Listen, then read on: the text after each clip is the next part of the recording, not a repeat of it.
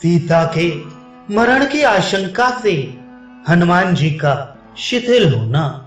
उस राजभवन के भीतर स्थित हुए हनुमान जी सीता जी के दर्शन के लिए उत्सुक हो क्रमशः लता मंडपों में, चित्रशालाओं में तथा रात्रि कालिक विश्राम गृहों में गए, परंतु वहां भी उन्हें परम सुंदरी सीता का दर्शन नहीं हुआ। रघुनंदन श्री राम की प्रियतमा सीता जब वहां भी दिखाई ना दी, तब वे महाकपि हनुमान इस प्रकार चिंता करने लगे, निश्चय ही अब मिथिलेश कुमारी सीता जीवित नहीं है, इसलिए बहुत खोजने पर भी वे मेरे दृष्टि पथ में नहीं आ रही हैं। सती साध्वी सीता उत्तम आर्य मार्ग पर स्थित रहने वाली थी। वे अपने शील और सदाचार की रक्षा में तत्पर रही हैं, इसलिए निश्चय ही इस दुराचारी राक्षस राज ने उन्हें मार डाला होगा। राक्षस राज रावण के यहाँ जो दास्य कर्म करने वाली राक्षसियां हैं, उनके रूप बड़े बेडौल हैं। वे बड़ी विकट और विकराल हैं, उनकी कांति भी भयंकर है। उनके मुंह विशाल और आंखें भी बड़ी बड़ी एवं भयानक है। उन सबको देखकर जनक राज नंदिनी ने भय के मारे प्राण त्याग दिए होंगे।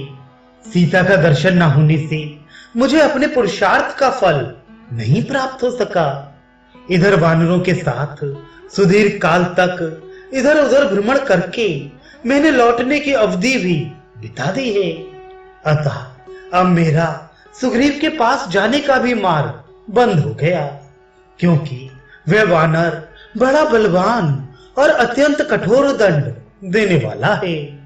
मैंने रावण का सारा अंतःपुर छान डाला, एक एक करके रावण की समस्त स्त्रियों को भी देख लिया, किंतु अभी तक साध्वी सीता का दर्शन नहीं हुआ। अतः मेरा समुद्र लंघन का सारा परिश्रम व्यर्थ हो गया। जब मैं लौटकर जाऊंगा तब सारे वानर मिलकर मुझसे क्या कहेंगे? वे पूछेंगे, वीर वहां जाकर तुमने क्या किया, ये हमें बताओ। किंतु जनक नंदिनी सीता को ना देखकर मैं उन्हें क्या उत्तर दूंगा? सुग्रीव के निश्चित किए हुए समय का उल्लंघन कर देने पर अब मैं निश्चय ही आमरण उपवास करूंगा। बड़े बूढ़े जामवान और युवराज अंगद मुझसे क्या कहेंगे? समुद्र के पार जाने पर अन्य वानर भी जब मुझसे मिलेंगे तब वे क्या कहेंगे? इस प्रकार थोड़ी देर तक हताश से होकर वे फिर सोचने लगे। हताश ना होकर उत्साह को बनाए रखना ही संपत्ति का मूल कारण है। उत्साह ही परम सुख का हेतु है। अतः मैं पुनः उन स्थानों में सीता की खोज करूंगा जहां अब तक अनुसंधान नहीं किया गया था।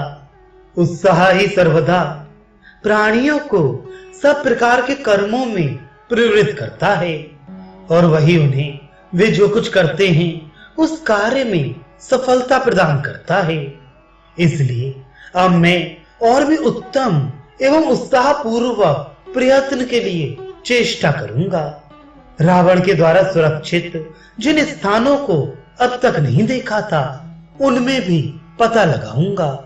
आपानशाला, पुष्प गृह, चित्रशाला, क्रीड़ा गृह, गृहोद्यान की गलियां और पुष्पक आदि विमान, इन सब का तो मैंने चप्पा चप्पा देख डाला।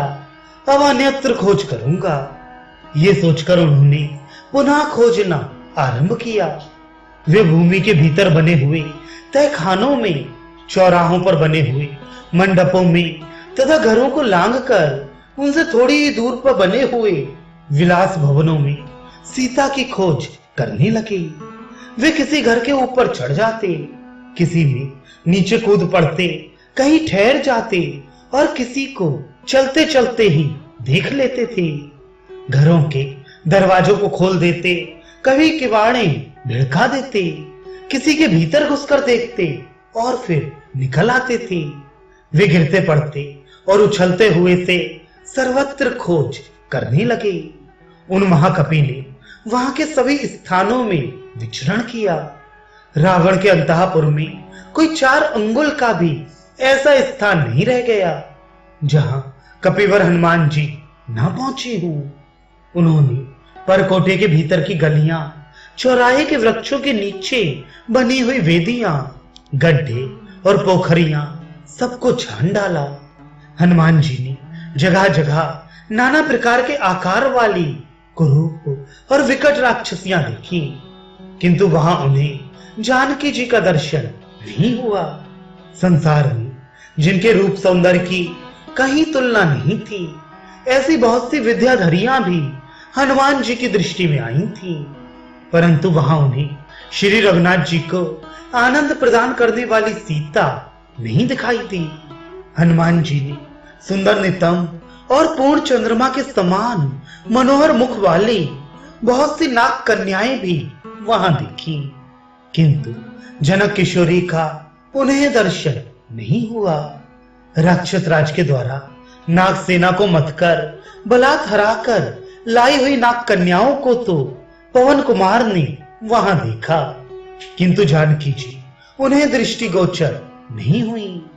महाबाहु पवन कुमार हनुमान को दूसरी बहुत सी सुंदरियां दिखाई दी, परंतु सीता जी उनके देखने में नहीं आई, इसलिए वे बहुत दुखी हो गए।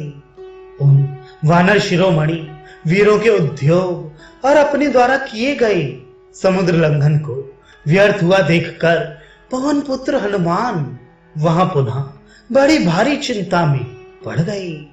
उस समय वायुनंदन हनुमान विमान से नीचे उतर आए और बड़ी चिंता करने लगे।